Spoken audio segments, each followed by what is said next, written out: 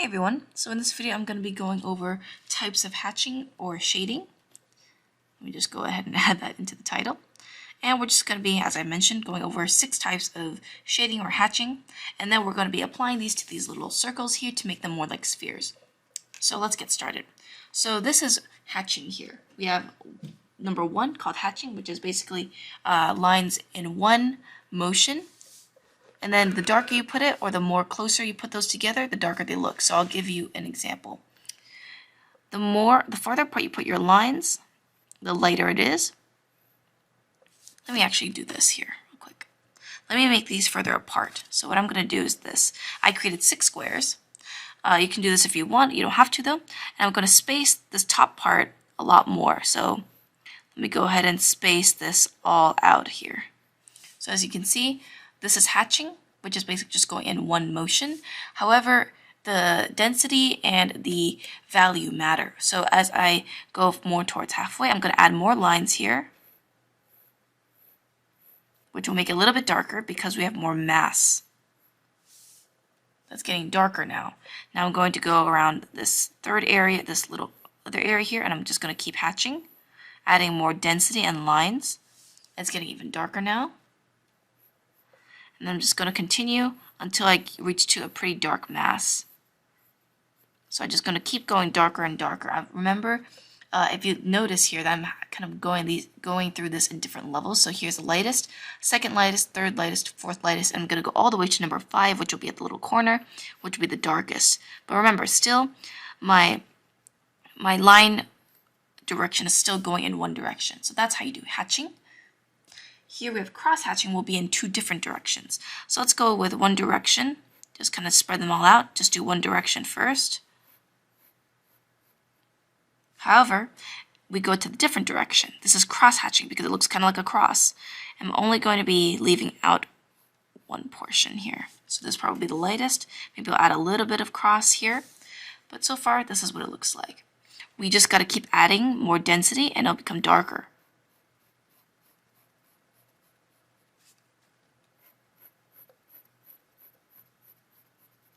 So you guys can start seeing the point here. This is good for adding texture to things. I don't usually use cross-hatching very much. It's a good tool to know how to use, but usually I would use this for like clothing or something like that, or more like an effects kind of thing. But I don't use them very often when I draw, just because it just doesn't look as neat to me. But anyways. So here we have contour, which is similar to hatching, but this is just showing the form. So this is more like a, let's just go horizontally here. So this is just really shading in the form of dark lines that show the form. So these are just bold lines, and that will be nothing of it. That'll be it. If you want to add a little bit of darkness, you can go ahead to the around the edges and darken some areas as well. But do not, confuse it with the hatching, because it's not hatching, it's contour, which means line. So you shade using the line, but the line also creates the form. So keep this very individual. Now scribble, if you know what a scribble is, of course you guys know what that is. That's basically just mindless. It's more just like, do whatever you want. You can do whatever kind of scribbles you want. This is more of like a, I would say like a Illustrator kind of thing. You guys don't have to use this once again because we'll be using color and all that. But as you can see, very, very messy, but it gives a good amount of value. So like if you squint your eyes a little bit, you can start seeing a little bit of gray without having to be like, well, there's pockets of light here and there. As a mass in its whole, if you squint your eyes, it just looks a little bit gray. If you want to go darker, go ahead and add more scribbles. It doesn't matter how much you add, just add as many scribbles as you want.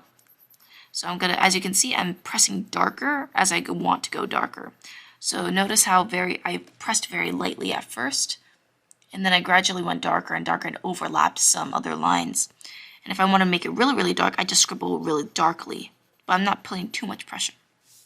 So that is scribbling.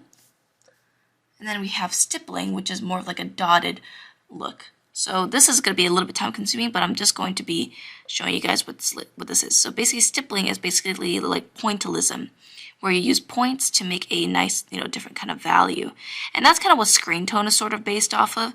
Although screen tones are just more like just a bunch of dots creating a value. It's not necessarily like stippling, because stippling is more like hand done.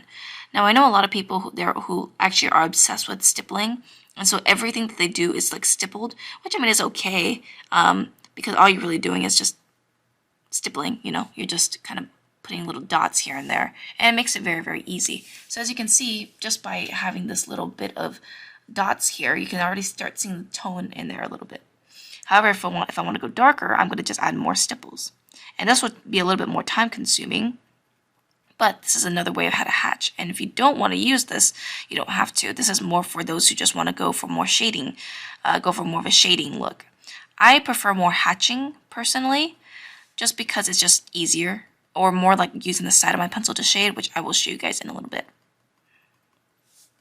So as I keep going darker, I'm just going to add more dots and more density around areas that are a lot darker in mass.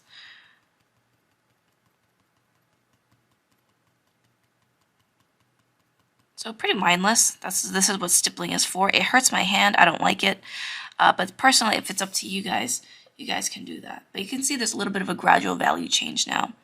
I'm going to add a little bit more dots just to fill this area a little bit more so we can see that there's more density here. So here we have our lightest, then we have our middle, and then we have our dark. So that's how you would do stippling. So far so good. Now we have circulism, whatever that's called, which is basically just going and sort of similar to the scribble, but instead you're just drawing using a lot of circles. So let's go with the lightest, which is just rather than going all over the place, you kind of use circular motions, and that's what's called circulism. We don't use this very often either, but it's good to know what it is. Just because there are already so much textures, or actually, usually a lot of textures, especially in manga, are computer generated, unless you're doing it by hand, like traditionally through actual screen tones. Some of the screen tones will already come with its own texture. This is more of just kind of like a manual thing. A lot of artists don't really do that because it's so time consuming, unless it's their personal preference to do that. And I've definitely seen some artists do that.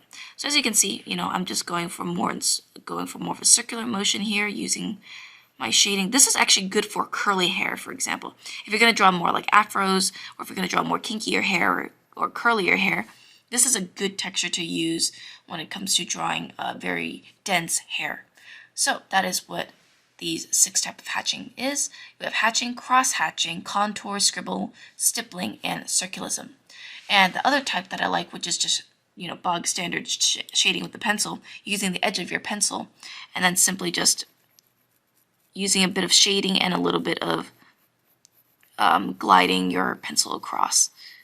So usually I like to use this kind of technique because it's just, for me, it's a lot more cleaner to me. So I like hatching my lines very, very, very close together, very finely, because it gives a more uniform look.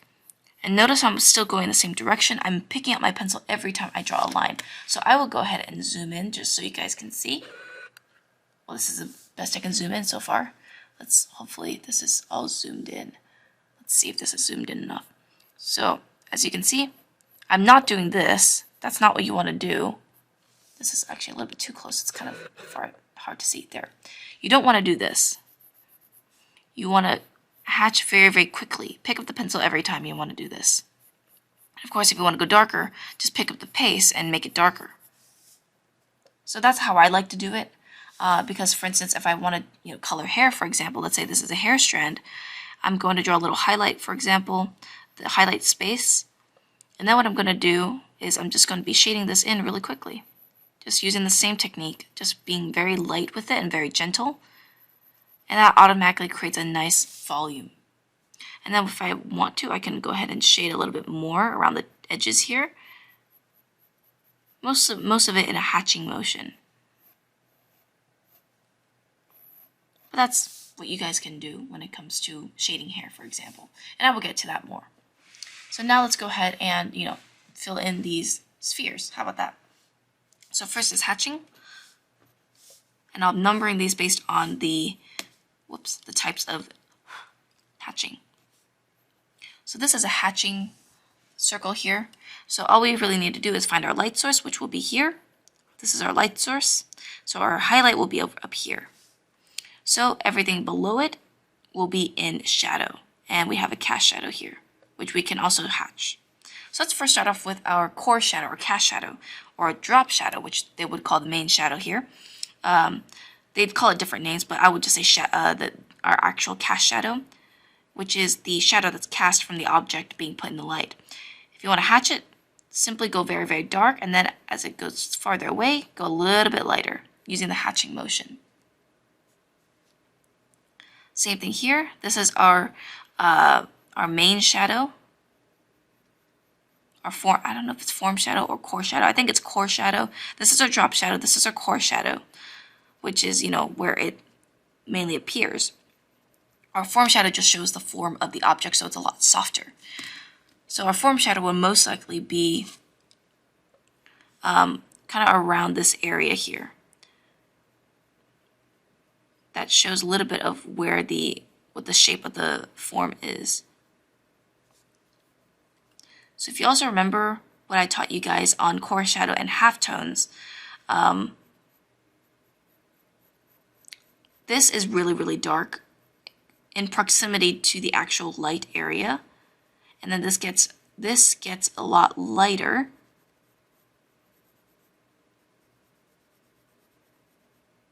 And then the bounce light comes in from the ground and then makes a little bit of a bounced light. So that's an optional thing that if you want to do that, that's the bounce light that you guys can do to make it a lot more realistic. And then here is your halftone, which is a little bit of a form line here around the edge of the shape. Here's your holding line, which is the actual line work. Here's your core shadow. Here's your halftones. And then we have our highlights. If you want to make it a little bit darker, just to kind of pop out the highlight, you can do that as well. But that is how you do a sphere in a hatching form. Now let's do cross hatching. Will be a little bit easier. So cross hatching, you put in your drop shadow, make it darker to, put more hatching across the darker areas. Once again, we just do the same thing. We kind of mark out where our shadow and our highlights are going to be. And then what we can do is we can also shade along the form as well. So if you want to do something like this, kind of just wrap the shadow around the form, that is definitely okay too. In fact, that would actually be a good training for you guys to do. And then I'm going to be going to the other side, cross-hatching this time to give a darker value. And then as it reaches to the end, I'm going to make this a bounce light. And what I'm going to do with that is I'm going to erase a little bit of this just to show the light coming through. Of course, it depends on what kind of material it is, but for now, this will be what it looks like.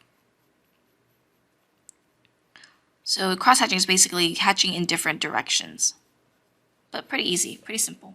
So that is pretty much it for your cross-hatching. You can still see some cross-hatching along the shadow here, so that's all you really need. And now let's go for contour, which is pretty simple. All you really have to do is just draw the lines and areas of the shadows. Oh, forgot. You can even do, lines of the, linear shadows as well, basically meaning you cover the shadows with lines.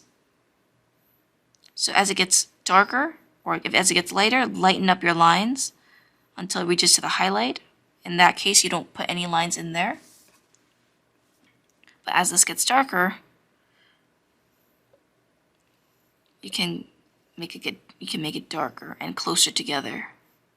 But remember, it's contour, it's not hatching, so you're using lines to show the form of the sphere, but not necessarily shading it using hatching. So I hope that one was understandable. That one was actually quite fun.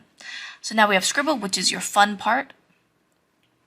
If you remember how to scribble when you're a kid, go ahead and just scribble. So scribble very, very lightly in areas that are like very, very light. So the light is still in the same area. This will have a highlight. This will have a shadow.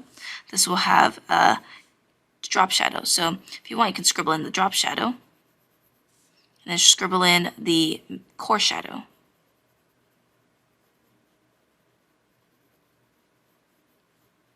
And this will be pretty easy. And leave a little bit of light for the bounce light. So we can leave a little bit of pocket light down here. And then everything else can be a lot darker. So this doesn't really matter what kind of form this looks like when it comes to the scribbling, but just make sure that your values are good. So make sure that there's a main dark area, a lighter area here, which I will erase a little bit here. And you're good. Now we have our stippling, which will take a while, but you know, as always, first let's start with our lights, because that's the easiest, and then we can go down from there. I like to start with lights, especially when it comes to traditional shading like this, just because I can see what is my light, and then I like to go extreme dark after that, so I can see what I can do in the middle afterwards. So let's say the dark, it's just very, very dark dots here. Be careful not to break your lead doing this. And then as it gets lighter, put less dots. Now we can go for our extreme darks, which is our core shadow. Don't make it black, make it just dark enough that it's easily seen.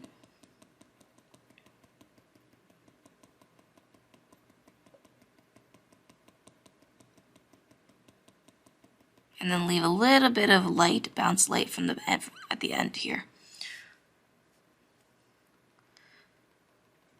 There's a little bit of gray area here, just a little bit of medium tone here.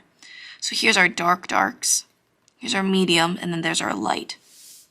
So if you look at it from close up, you won't really see it. However, if you look at the camera, or if you look at it from a zoomed out lens, you can start seeing the value pop up.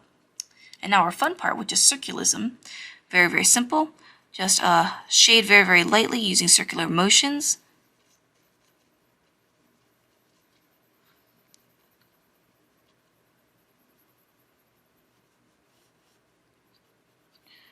Shade in our core shadow or our drop shadow as well in circular motions.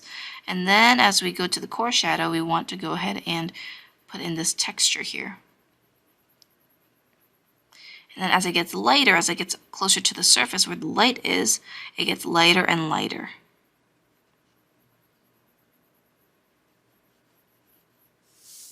And that is pretty much it. Let me know if this helped you. Sorry. Let me know if this helped you a bunch. This was actually quite fun to do. And we will be going more in depth on how to shade eyes and the like. And I will see you guys in the next one. Bye-bye.